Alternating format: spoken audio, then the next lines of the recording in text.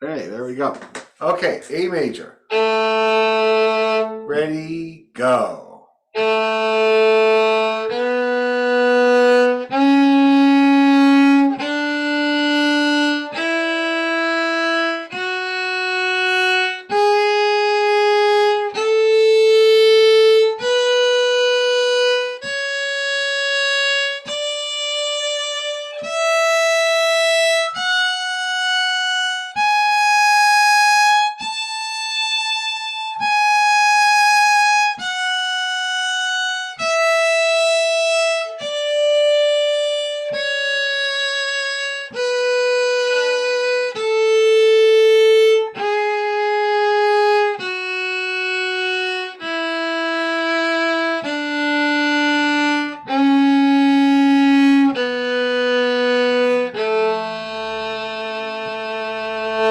Okay, mine was almost perfect. Not exactly perfect, but almost.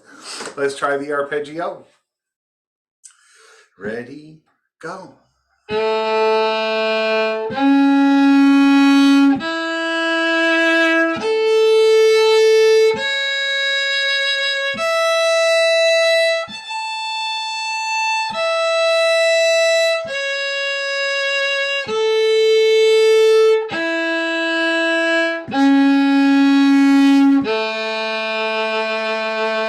I pretty well bowled a perfect game that time. That was really good on my end. So now, if everybody feels pretty good about their A major, let's do it again. Double-barreled shotgun effect. Here we go. Here's your A. Ready, 2, 3, go.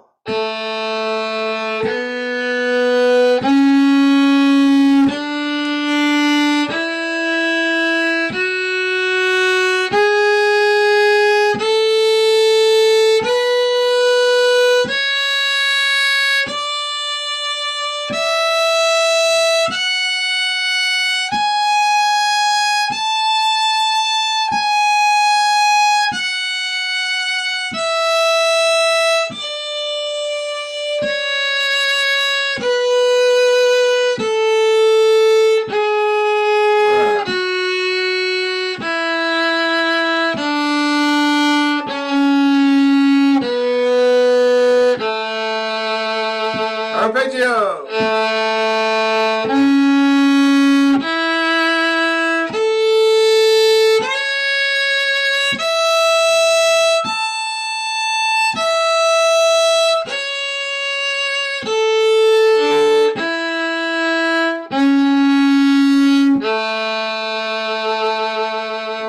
All right, I had two notes really out of tune there. I don't know why. G sharp was sharp, very sharp. I almost cut myself. And then the B on the G string was flat. I don't know if any of you guys noticed that, but that's what happened. My arpeggio was good. Anyway, okay, let's pick up the tempo. One more time, a little bit faster. A 1, 2, 3, and.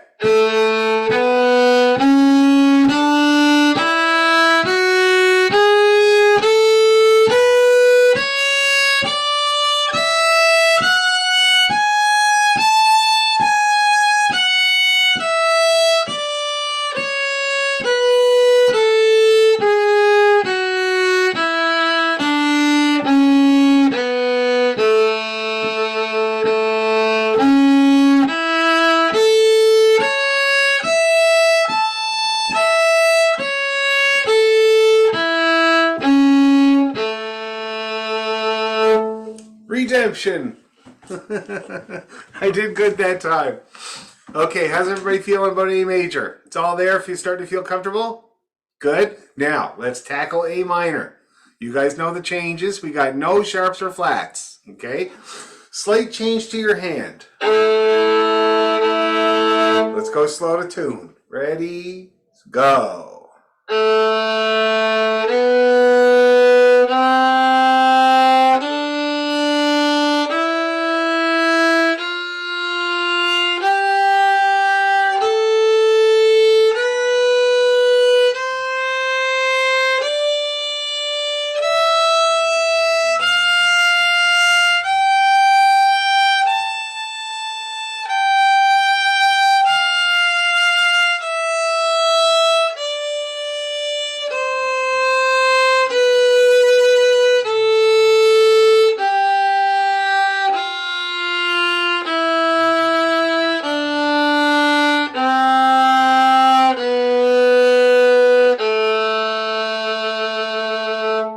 Let's try the arpeggio. Ready, go.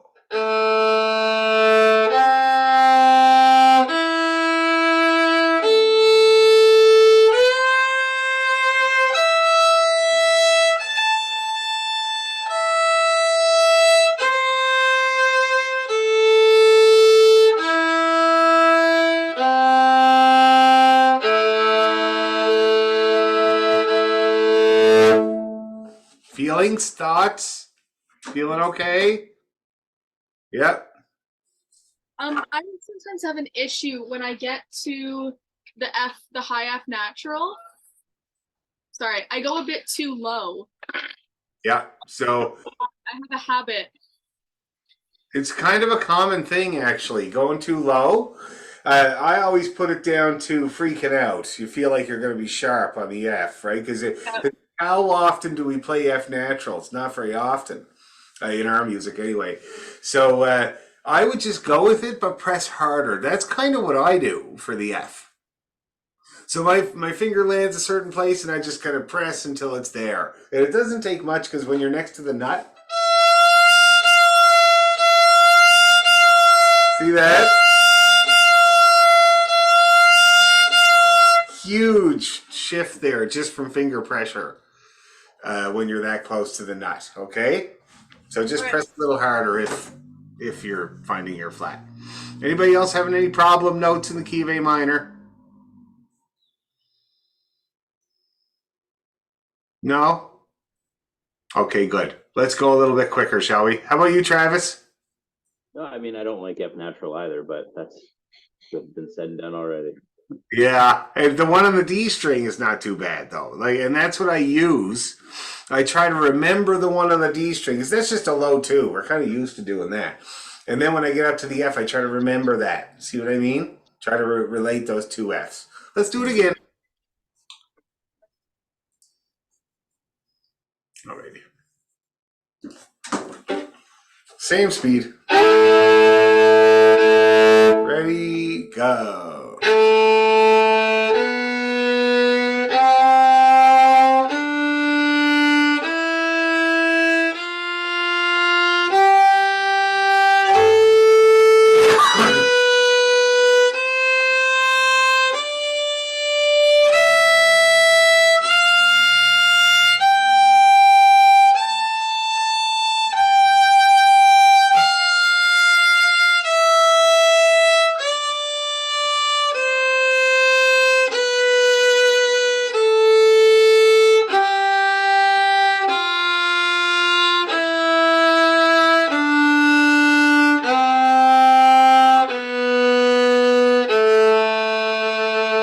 Arpeggio.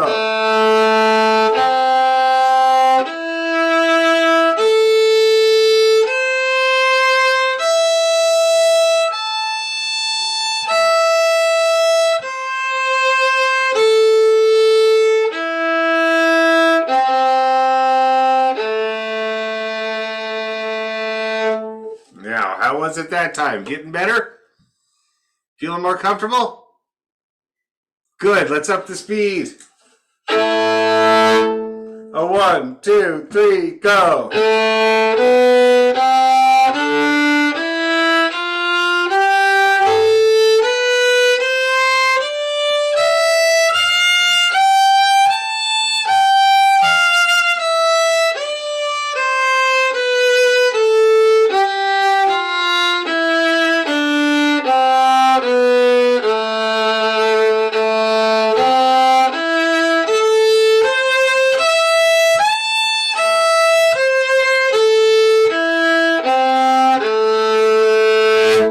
Okay, I'm going to give myself 85%. How about you guys? What would you give yourself, Susan? I would, that 85 would be really generous. Okay. Pearl? I'd like to give myself an 80. The sole fact of I had to do this in 3 octaves. Oh, yeah. The test, and I got an 80 on that. So Okay. So it's a good bet. How about you, Travis? What did you give yourself on that one? I'd say I haven't done that one in a while, so like 65, 70. But 65. it's just because I kept having to correct myself on the arpeggios. So Okay. So how many attempts would you say for the notes on the arpeggios? 2? just like one. I was just it was a low one on the D that I kept missing, but Okay. I've, That's not too bad. I've done it. But yeah, it's Okay, well, we'll do it again. How about you, Rick? How did you give yourself a grade on your A minor?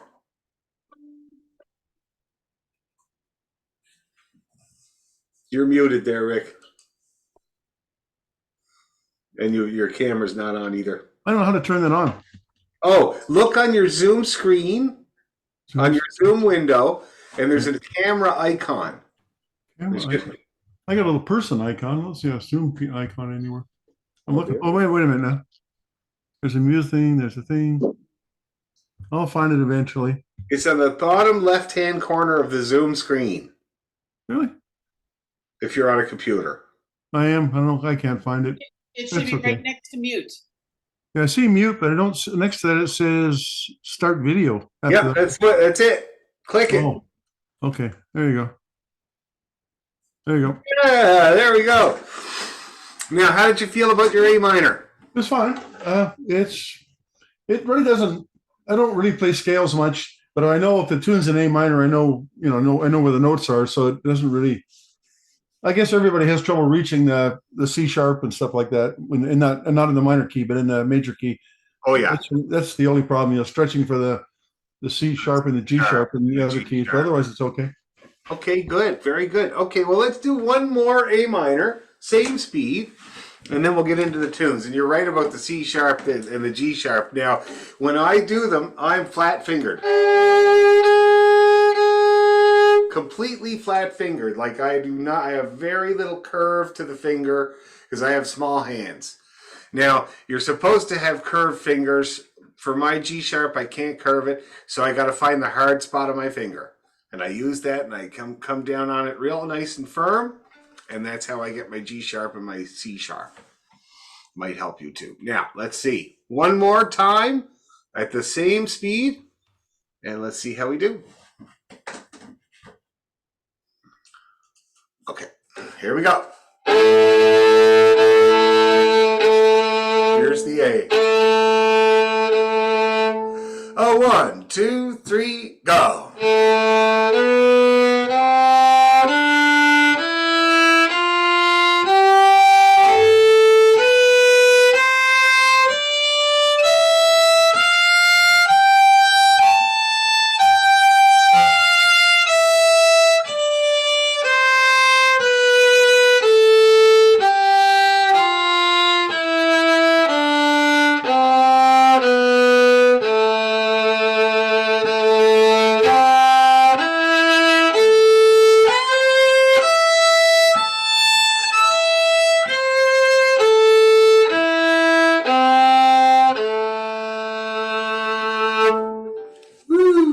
Mine was awesome.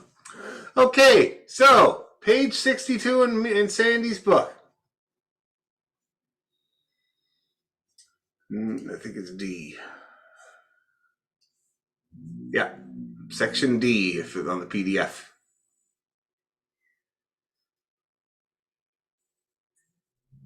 I was practicing this with somebody today. She's from Port Hood, Cape Breton. And she was at Celtic Colors this year. She just had the greatest time. She said that there was one concert that had Jay Younger and Molly Mason. Jay Younger is the composer of A Shogun Farewell.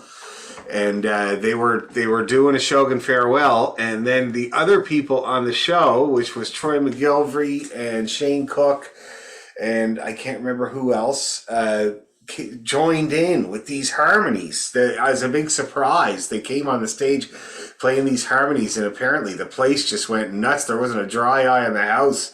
Sounds amazing.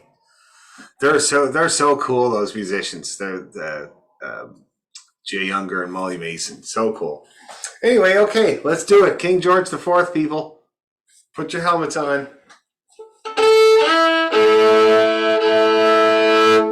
Now, we're not going to go fast because this is brand new to Travis here. And we want to get it nice and strong. Again, what we're doing here is trying to strengthen. So we want to try to play in tune and with a good rhythm and nice phrasing and good articulation. So speed is not the first concern. We'll get fast a little later. Okay, so first of all, let's just work on the individual tunes, and we'll start with King George. I'll count us in. 1, 2, 3.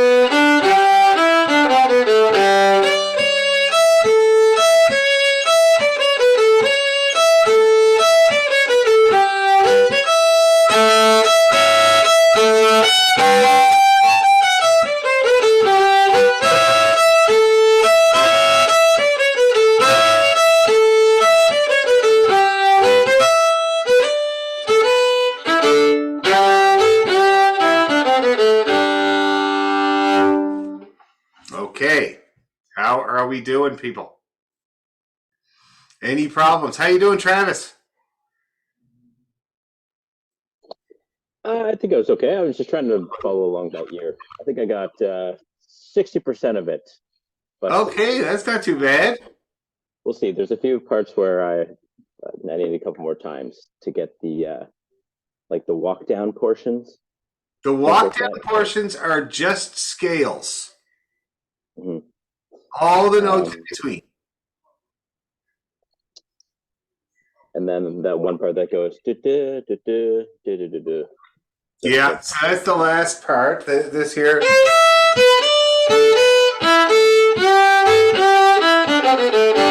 So boy.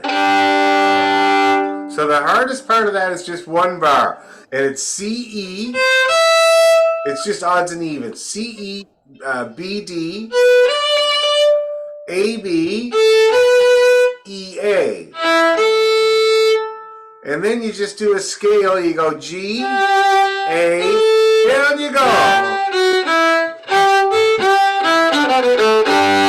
Skipping the D2. That's it. Yeah. Okay. And all those runs are scales. And they all basically start on the D. Okay.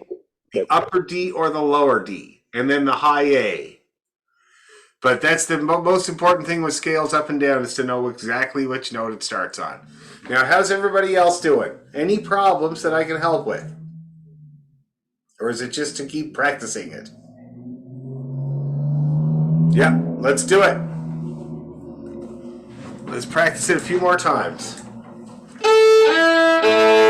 Is that speed okay?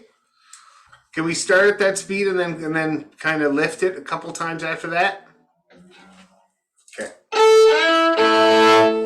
Here we go. One. Oh, I better close this door. The boy made dinner tonight. Beef curry. Japanese beef curry. It was absolutely delicious and a huge surprise. And it was great to not have to cook. 1, 2, 3.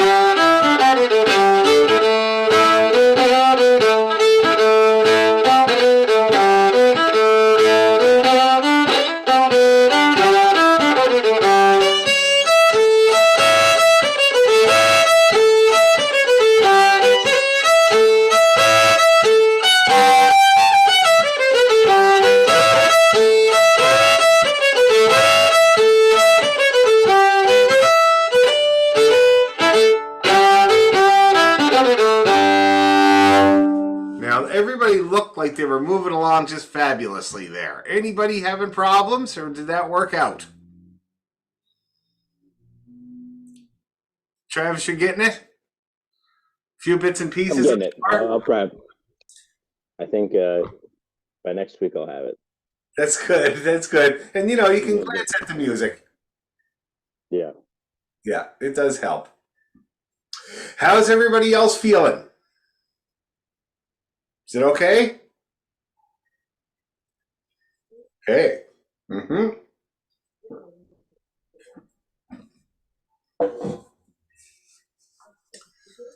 How you doing there, Rick? You're trying to unmute. Bottom left-hand corner of the screen again. Is that better? Yeah. Yeah. No, the only problem I have probably is it's harder to play it slow. Do you find what happens? No, just when you play it slow, you have the tune in your head a little quicker. Then you play it slow, you get the speed. And the other thing I screw up a lot on is that run down to the A. I sometimes I'd only make it as far as the B, and I mean I missed on that one long bow stroke. I missed the A sometimes, but that's about it. Oh yeah. Okay. Well, quit doing that. You should be fine. That's no big deal. That's fine. That's good. Okay. Well, let's pick up the pace then a little bit. Okay. Do it a few more times, a little bit quicker. Mute this again 1 sec. There we Yep, go. no problem. Perfect. Okay, a little bit quicker. Now, Strathspeys don't get played that fast anyway. The top speed would be. So that's, that's not really super fast. So let's just take it. Let's do that, but on the back foot.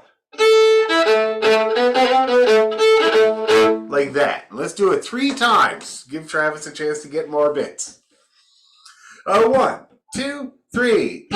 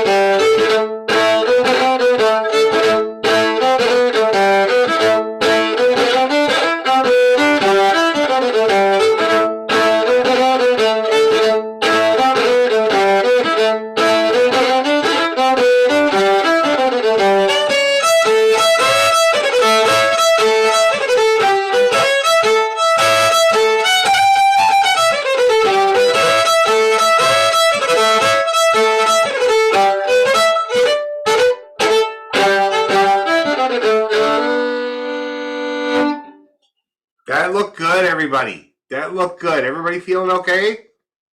How much slurring are you doing on the runs down? None. None. It's all back and Single forth. bow. Single bow. See, look. See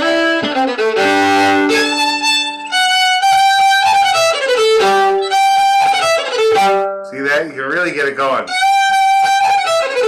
Now, the thing is that it sounds more articulate and scotchy when you do it like that. See those scrubby sounds in there? You can slur them, but there's a danger. Or whatever, right? So, I don't know, it's totally up to you, but I definitely single bow them, and I think it's a little bit more articulate. All right, cool. So that's the King George the Fourth, and Travis is still working on it. He'll get it, though. I'm very, very confident. Now, the Old King's Reel.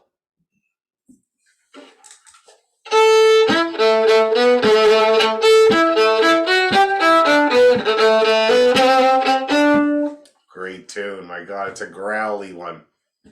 So let's go through that a few times slow for Travis. And for the people that aren't used to playing it slow, try to make a point of something. Try to get an ornament in there. Or if your A is kind of chronically flat, try to get that up in tune all the way, your low A up in tune. Or try to get a bowing thing, like there's ups in this tune that are very important. You got to kind of get them in, especially the second part. They're all written in. So try to get that in, whatever it is. But let's go slow and take her from the top. Okay. 1, 2, 3.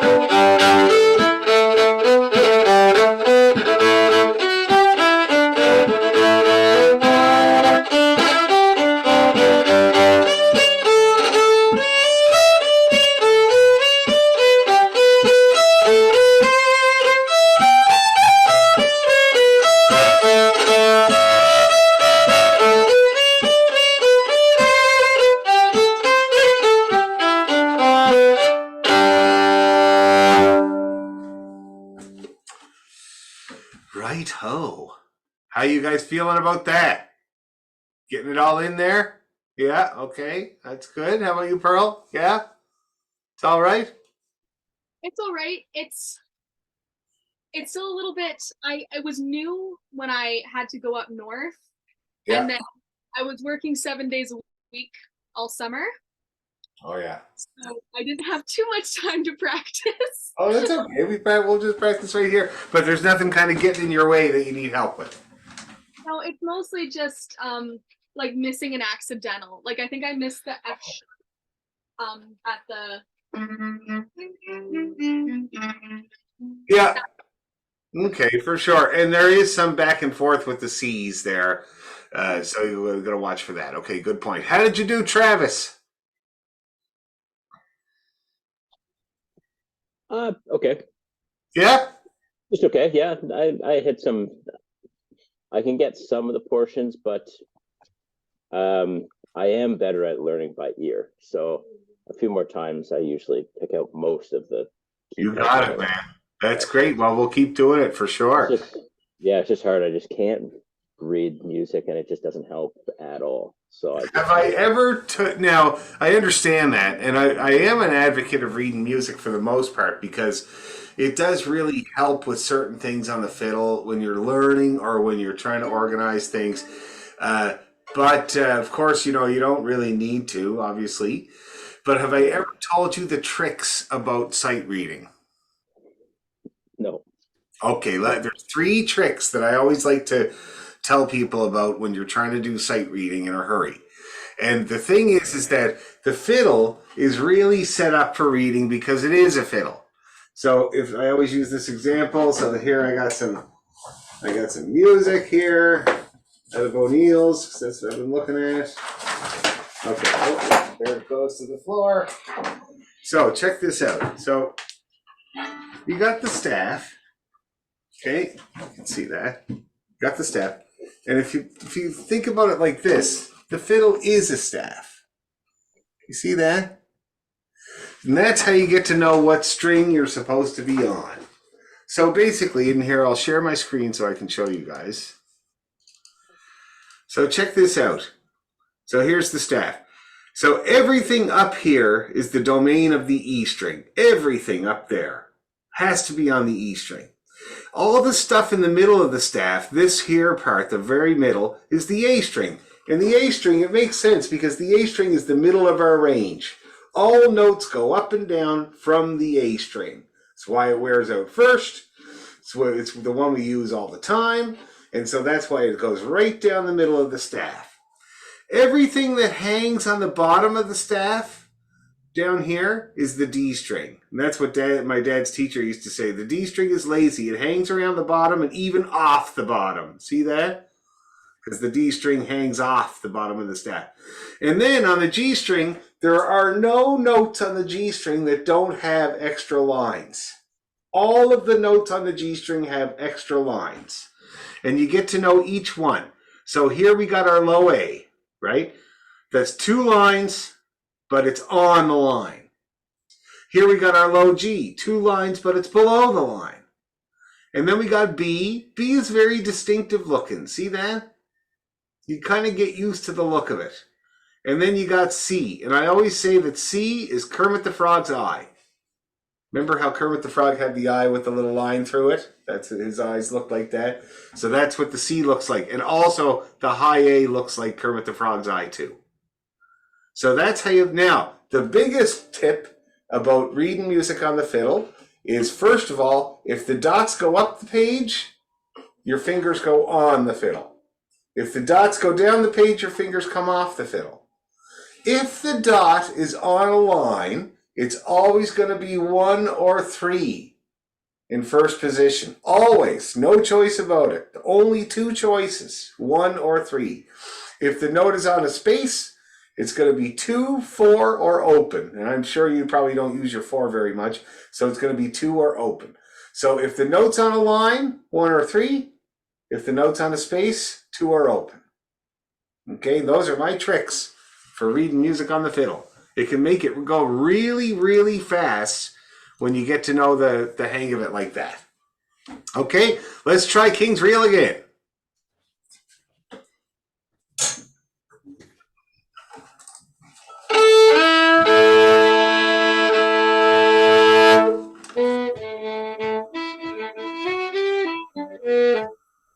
Nice there, Rick. Did you have any problems?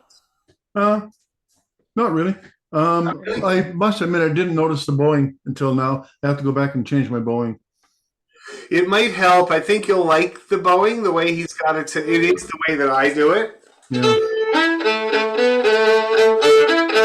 And it's. I think it'll work for you. I think it'll help. I have the notes. I just got to go back and change the bowing. That's all. Okay. Now you see this thing where it goes up after the cuts? Yeah. You see that everywhere in reels. Pretty well, anytime you play a cut, you're going to be doing that after the cut. So you get used to it. Okay, now let's give it a go. So Rick's going to try to get his bowing. Travis going to get more of the tune. Pearl's going to cut her just to confirm, It is the old King's Reel, correct? Old King's Reel, yes. Yeah, all right. He probably got his head chopped off or something, and then there's a new king. I don't know. Okay, here we go. 1, 2, 3.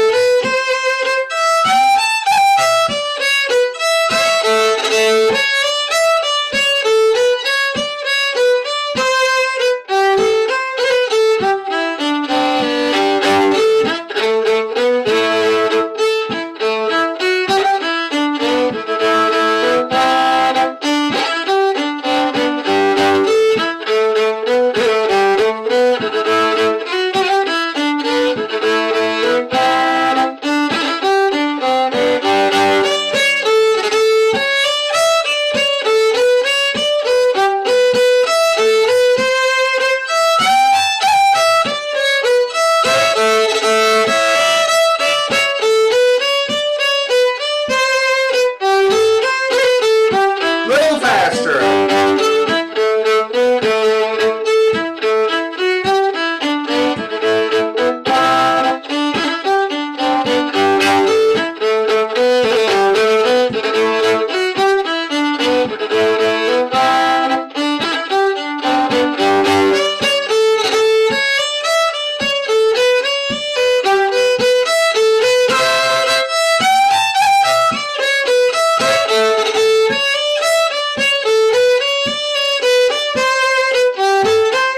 One more time.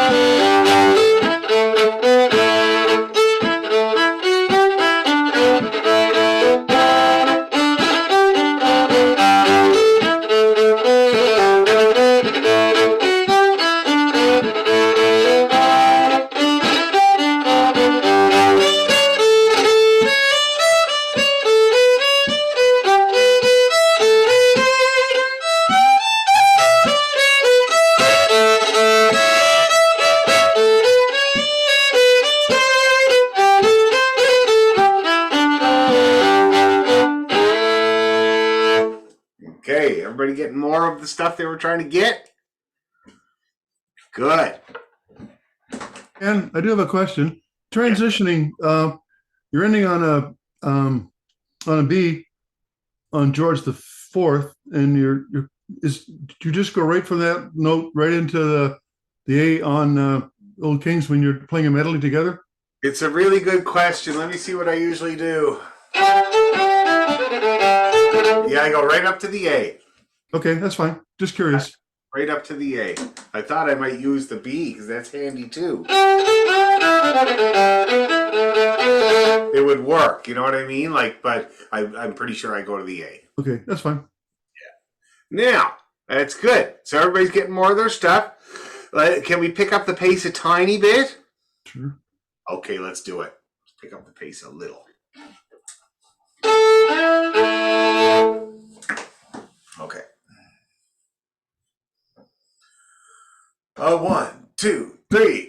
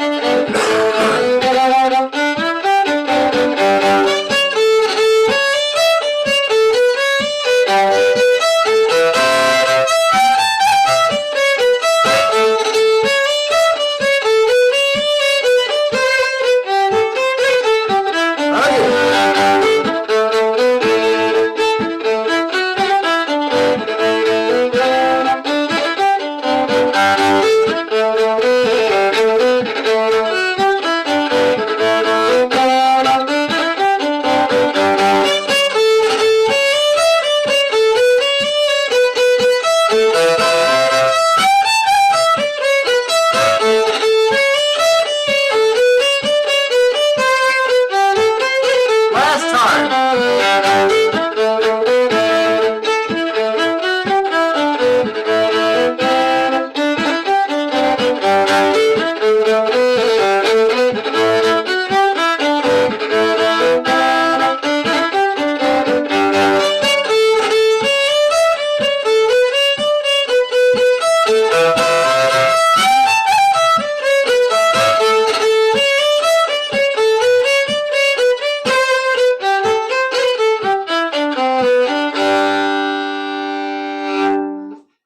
Okay, guys. Let's leave that one for now and we'll practice the King's Reel. Now, if you look in Sandy's book here, you'll see his two versions of the King's Reel. It's the B parts that are slightly different in each version. I love them both and I play them both, so we're going to get them both. Okay? So the first time around is the triplets.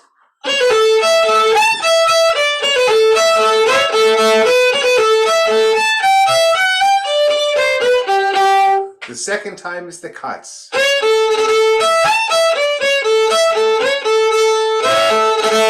See that? And then the other difference is the ending. The first B part ending is a long C. And the second time through the B part is not a long C. It's a short D. And the C doesn't come along till later. So that might be a way to keep them straight from each other. Okay? Now, let's just go slow and see if we can plod through it. And Rick, the bowings in this one are very, very useful as well. Okay? And you start with the pickups usually start with an up bow. And then you kind of go.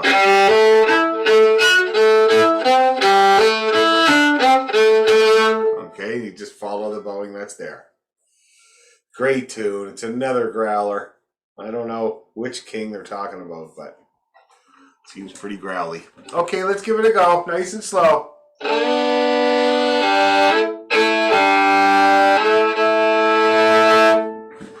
A 1, 2, 3.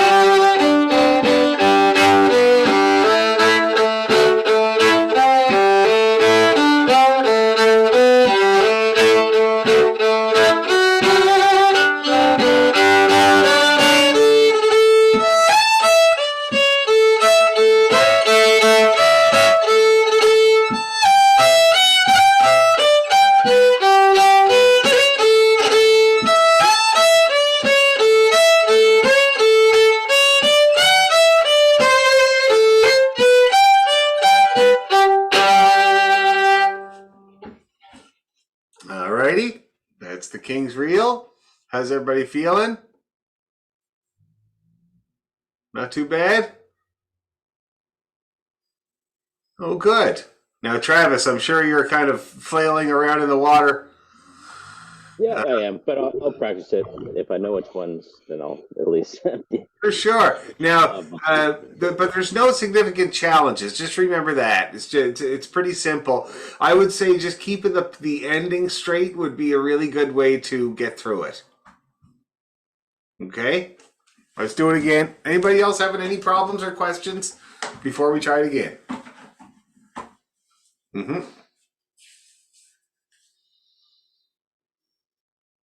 Oh, she left by accident. She went to press unmute and she clicked end instead. Poor Susan. Okay. Well, the two of you guys have any questions, Rick or Pearl? No? Oh, Rick does. No, I'm just thinking now. Okay, so when you're playing the endings, you hold the strings on like a G chord. Yep. Right? Okay, that's fine. Oh yeah. Okay. Yeah, that's a third. That's called a third. A G and a B together. Well, on a mandolin, it's an easy on a mandolin chord. Look, I'm gonna show you what I bought. I was in Athens, and I found a luthier who makes these things. Oops, sorry. And I spent about a couple $1,000, and the guy handmade this for me. Wow, roundback mandolin. Isn't that nice? Oh, it really is. So I met the guy. The guy's about 80 years old, and I spent a couple hours with him after I bought it. He showed me his shop and showed me how he makes it and how he spends his time making these things. It's really pretty. It's gorgeous, man. It's hard to see the work in the back. I see it. I see the stripes. Yeah. Oh man, They're pretty, and it has a whole different sound than a regular mandolin. They're different. It's mellower. Yes. Than a bluegrass one, right? Anyway, that was kind of nice. I was down in Chicago last weekend playing these gigs, and when we were driving back, we stopped in Lansing and went to Elderly Instruments. Okay. Have you ever been there? No.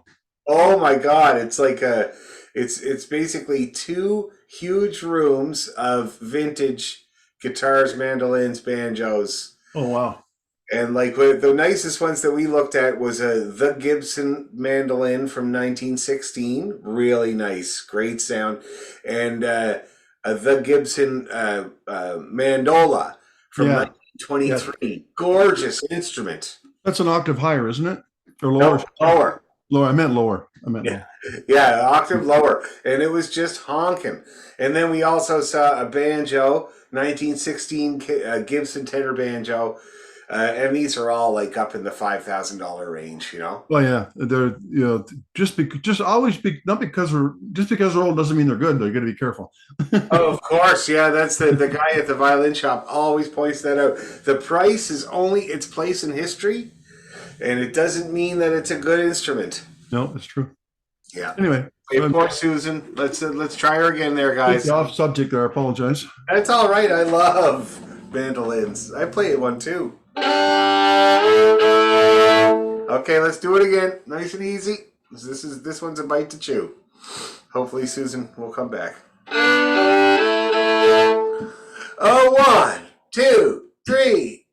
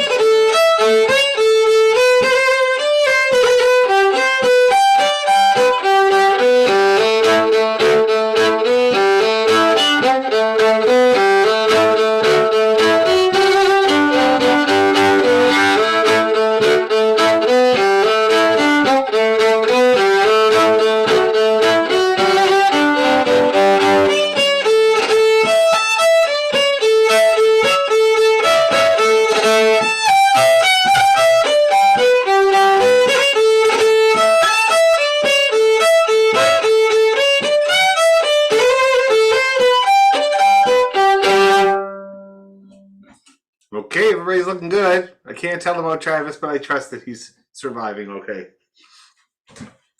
Now, shall we put them all together? I think we should. Yes.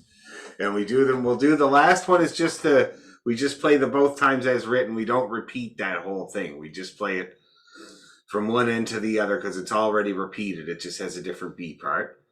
But the other two we'll do twice each because that's the Cape Breton style. And so we're doing King George IV, Old King's Reel, and the King's Reel. And just for a little breather, we'll take a little breather before we do that. The show that I'm doing with Jennifer's Brass Quintet for the record that we made is the tickets are now available at the El Macombo on November 27th. Now, I think I might have emailed everybody. I emailed a bunch of people earlier today. I highly recommend it. It's going to be an awesome show. And we're just trying to figure out how we're going to stage it now. But really happy about that because it was hard to get a venue. So if you want to see that, it's going to be awesome. And I was going to mention something else. Oh, what a time in Chicago. So the highlight of it, we played at 3 pubs right in Chicago. We played at the Gaelic League in Detroit on the first night, and then we played 3 pubs in Chicago. They were all really great. The first one was called Fox's Pub, well known, been there for a long, long time, Irish family.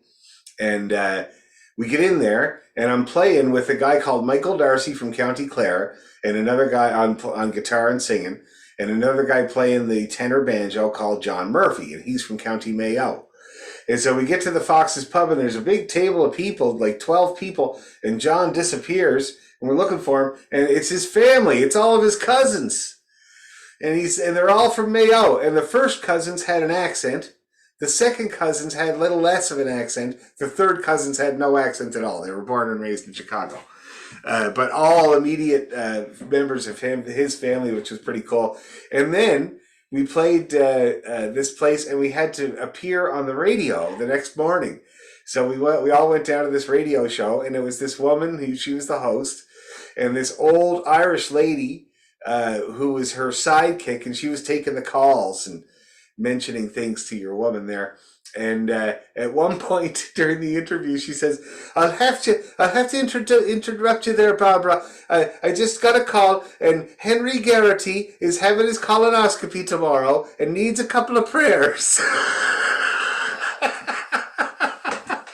And the host was like, oh, Henry, it's going to be okay. I had one last week. Don't worry about it. You just got to relax and be fine. Anyway, quite funny. Quite an experience. Okay, let's do it. All 3 tunes. Moderate speed, not too fast. We've got lots of time to get fast. Okay, now, if I do this, can I get down? No. How come?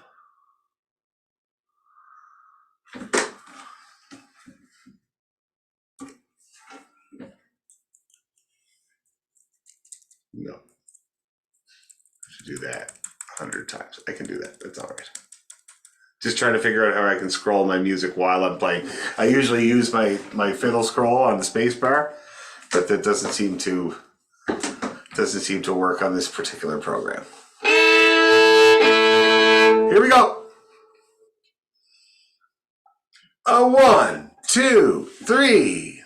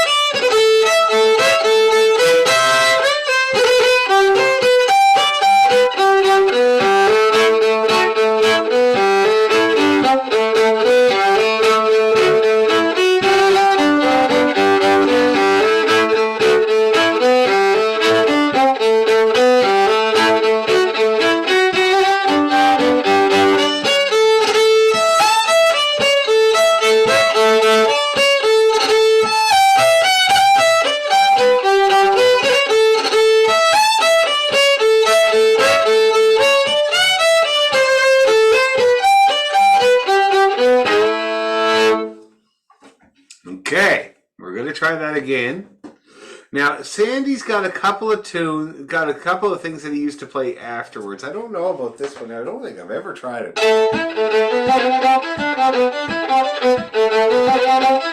Oh yeah.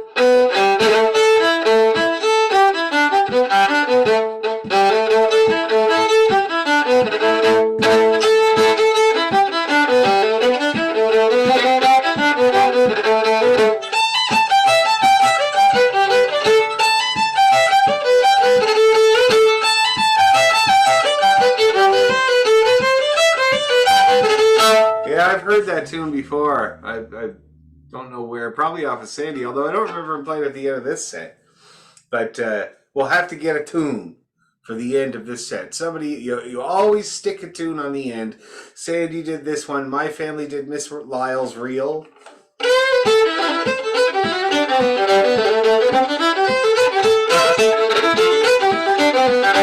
But we can do anything. We can do Trip to Windsor.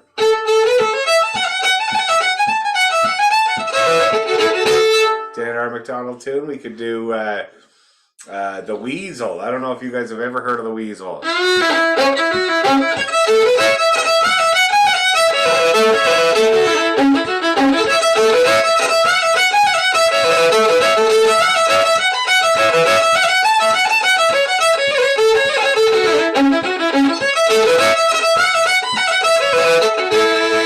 Great tune there by John Morris Rankin, that tune. Wicked tune. Anyway, so there's a few options, but we'll have to come up with something. Now, any questions or comments before we try the whole thing again? No? You good, Rick?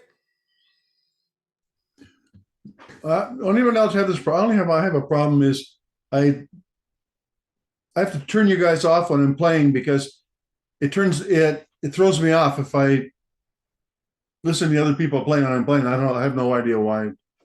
It throws you off if you hear somebody else playing? Yeah, so I mute you guys while I'm playing. I guess I lower it down so I can hear myself. I guess that's what I do. Yeah. Now, did I ever tell you about turning your ear to the sound hole? That might work. That's what the old violinists used to do. Pearl, you probably ended up doing a little bit of that in your strings class, eh? Yeah, and I actually have the opposite problem. I'm trying to listen to you. Have my mute on. That's what a lot of people that take lessons from me use to practice mute when they're playing along with me. Earbud is good too, eh? Anyway, okay. We have the opposite problem, you and I. What's that? So Pearl and I have the opposite problem.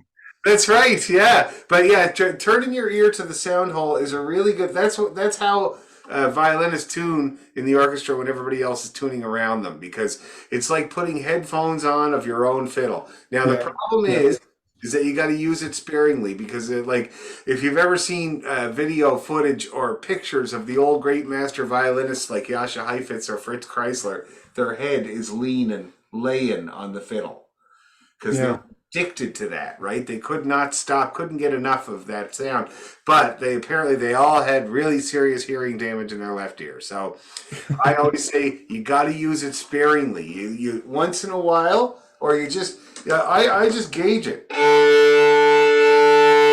That's enough for me right there. See that? If I did more, it would hurt. So use it, but use it sparingly, but it can be a very good way to hear yourself and work on your sound. Okay, let's do it for the top one more time.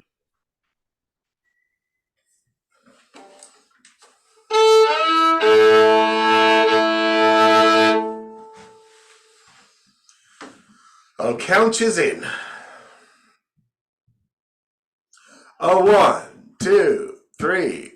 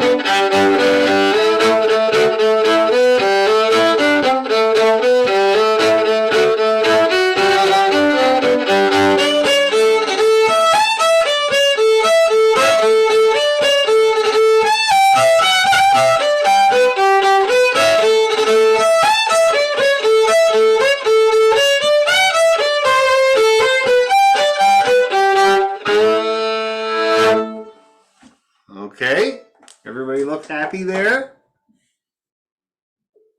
And again, we'll work on it more, and until we're really getting it. Now, let's see. Let's think of some stuff to do for next time. Okay. Any other questions about the king set? Like, we're going to work on it more. Don't worry. And you can see the challenges involved. It's all the low string playing and the key and the sameness of the tunes. That's the big challenge of that set, I find. But any questions? No? Okay. So let's see. What should we work on for next time? Was I going to say, Rick, have you got any requests for next time that we can work on?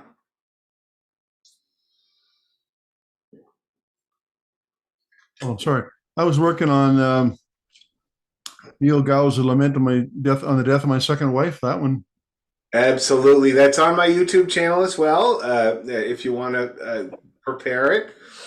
That's just one I've been fooling around with recently. That's all. So. Oh, it's a great tune. It's actually one of the first tunes I ever learned. I was 6 years old. I can remember my dad pointing to the notes in the Neil Gow book. It's such a great tune. And I don't ever get tired of playing it. So we'll definitely work on that. Maybe we'll put it before the King George set. And Travis, have you got any ideas what we could practice next time? Tunes that you want to learn? Well, if you could believe it, Neil Gauss is one that I actually know quite well. So oh, good. I really like to play as well, so it's good. Yeah. I really like reel sets in D. So the one I've also been trying to learn is the wedding reel. I also saw it right after Sandy's book there. Yeah. We have other fun D tunes I always like playing. In Sandy's book. Well, yeah, or like I think I saw wedding reel right after the King's reel. Yeah, but there's like traditional reel and things like that. Maybe there's some D1s there that could go together. Oh, there is. Do you play Ginny Dang? I haven't heard of that one, no. Ginny Dang the Weaver? Ginny Dang the Weaver. Yeah. Wicked tune. Let me play it for you. It's in here. It's in here somewhere. I'm just looking at this. The old King's reel. Traditional reel. Now, do you mean the wedding reel? You said it's in Sandy's book? Yeah, or this is it's the wedding jig. This is the jig. The wedding jig. Yeah, it's on the page just the page above the old King. I haven't heard it, but oh, Dan R. McDonald.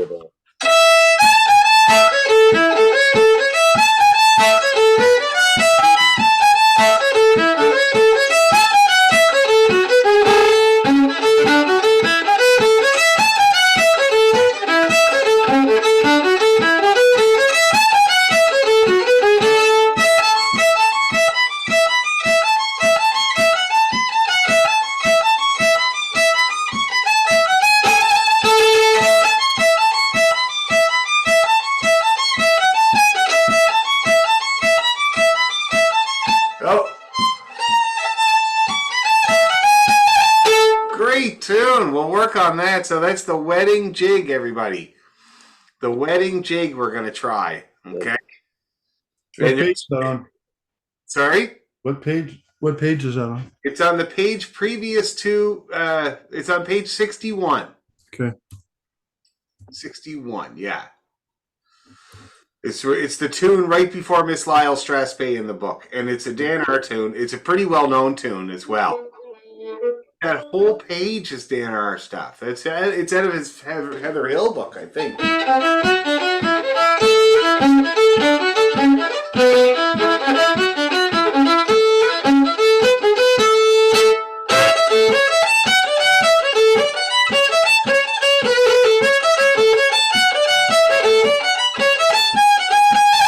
So they're all Dan R tunes. Great tunes. Anyway, but we'll definitely look at the wedding jig. We're going to look at Neil Gau's Lament. And Pearl, have you got a request? Okay. There's one that I want to play, which is the Maid Behind the Bar because I like it, but there's the one I should play more, which is the Drunken Landlady. Ah! between the I'll two. tell you what. Let's work on the Made Behind the Bar because Travis was mentioning D tunes, and that's kind of your classic D tune. Yeah. And we'll get Drunken Landlady too. I think Travis, you were playing it at one time. Yeah, maybe.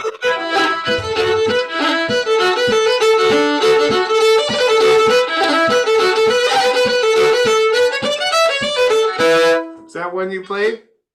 No, it's not one that I play, but it sounds familiar. I do know Okay. Made Behind the Bar. I need some work on it, but always like that one. Okay, well that's a good plan. So we got Neil Gauss, Wedding Jig, and Made Behind the Bar, and maybe if we have time, what do you call it? The Drunken Landlady. Okay, I remember the previous intermediate class. There's a different group of people, but Susan was there, and we had the drunk. You remember this, Pearl? The Drunken Landlady, and the Maid Behind the Bar, and the Wise Maid. And the story was that the landlady got drunk at work, got demoted to being a barmaid, and then quit the booze and got her life together and became the wise maid. Anyway, they're all great tunes. We should play them all. So, okay, so same time next week, people, and we'll work on those tunes, and I'll make a video of the wedding jig. Okay? Thank you so much. No problem, guys. We'll see Hey, you. before you go, Dan, Yeah. just one sec. Is Pearl gone? Yeah. Okay, Pearl. The Irish joke for you. Yeah. These two large women walk into a bar.